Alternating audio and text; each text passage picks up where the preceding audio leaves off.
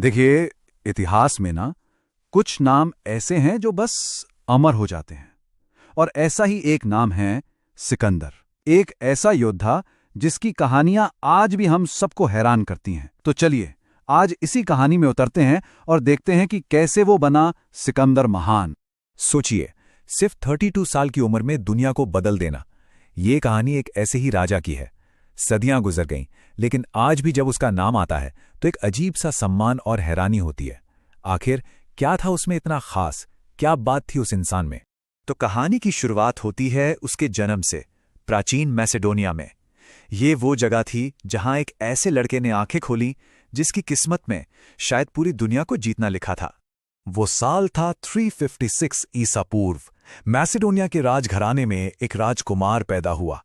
उस वक्त भला किसे अंदाजा था कि इतिहास एक ऐसी करवट लेने वाला है जो उसे हमेशा के लिए बदल देगी। अब जाहिर है सिकंदर की रगों में शाही खून दौड़ रहा था। उसके पिता थे राजा फिलिप द्वितीय, जो एक बहुत ही चालाक और महत्वाकांक्षी शासक माने जाते थे, और मां थीं रानी ओलिम्पियास, जो उतनी ही रहस्यमयी और इरादों की पक्की थीं। तो जाहिर है कि उसे बचपन से ही सत्ता और सियासत का माहौल मिला। लेकिन देखिए, सिर्फ विरासत से तो काम नहीं चलता। सिकंदर में कुछ बात थी, वो बचपन से ही सबसे अलग था। दिमाग इतना तेज और हिम्मत तो ऐसी थी कि उसने उस घोड़े को भी काबू में कर लिया था जिसे कोई छूने की भी नहीं सोचता था।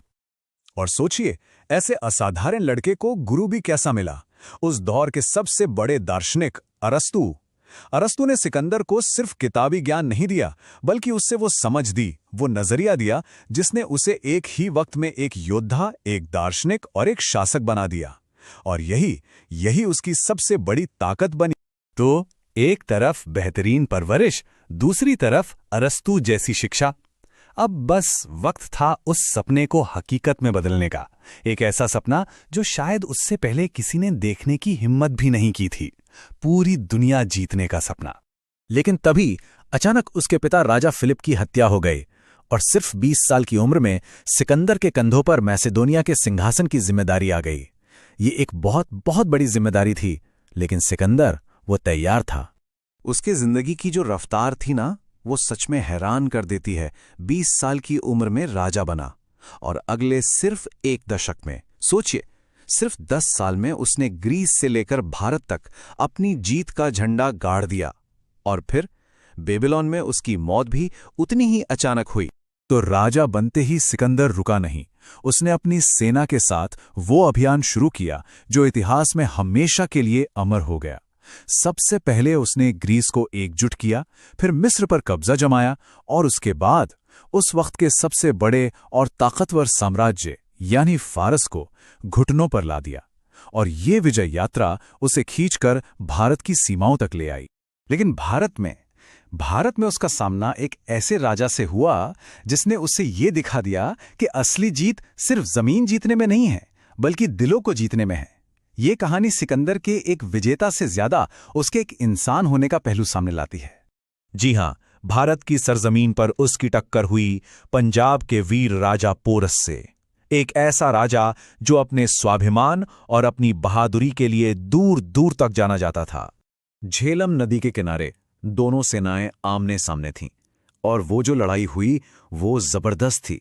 राजा पोरस और उनके हाथियों की सेना ने सिकंदर की उस विश्व विजेता सेना को ऐसी टक्कर दी कि वैसी उसे पहले कभी नहीं मिली थी। लेकिन इस लड़ाई के बाद जो हुआ ना, वो शायद लड़ाई से भी ज्यादा बड़ा था। युद्ध में हारने के बावजूद राजा पोरस ने जो आत्मसम्मान और बहादुरी दिखाई, उससे सिकंदर इतना ज्यादा प्रभावित हुआ कि उसने न सिर्फ पोरस को सम्मान दिया, बल्कि उनका पूरा राज्य भी उन्हें वापस कर दिया। ये वाकया बताता है कि सिकंदर सिर्फ एक विजेता नहीं था, वो बहादुरी की कद्र करना जानता था। सिकंदर का सपना बहुत बड़ा था, लेकिन वो पूरा हो पाता उससे पहले ही उसकी जिंदगी का सफर खत्म हो गया। पर वो अपने पीछे एक ऐसी विरासत छोड़ गया जो आज भी, सदियों बाद भी जिंदा है। असल में सिकंदर का सपना सिर्फ जमीनें जीतने का नहीं था। नहीं, वो तो पूरब और पश्चिम की संस्कृतियों को एक साथ लाना चाहता था। वो एक ऐसी दुनिया का सपना देखता था जहां ग्रीक, फारसी और भारतीय सोच एक दूसरे से मिलें, एक दूसरे को समझें। और उस जमाने में ये क्रांतिकारी सोच थी। लेकिन उसका ये महान सपना अधूरा ही रह गया। साल 323 ईसा पूर्व में बेबीलोन शहर में महज 32 साल की उम्र में सिकंदर की मौत हो गई, और उसकी मौत आज भी एक रहस्य है। दुनिया को जीतने वाला आखिरकार जिंदगी की लड़ाई हार गया। तो सवाल ये उठता है कि आखिर सिकंदर को महान या द ग्रेट क्यों कहते हैं? क्या सिर्फ उसकी जीती हुई लड़ाइयों की वजह से? नहीं, बल्कि इसलिए क्योंकि उसने दुनिया को बड़े सपने देखना सिखाया। उसकी विरासत सिर्फ जमीन के टुकड़े नहीं है, बल्कि संस्कृतियों को एक दूसरे से जोड़ने की वो कोशिश है जिसका असर हम आज तक महसूस करते हैं। तो ये कहानी हमें एक बहुत बड़े सवाल के साथ छोड़ जाती है।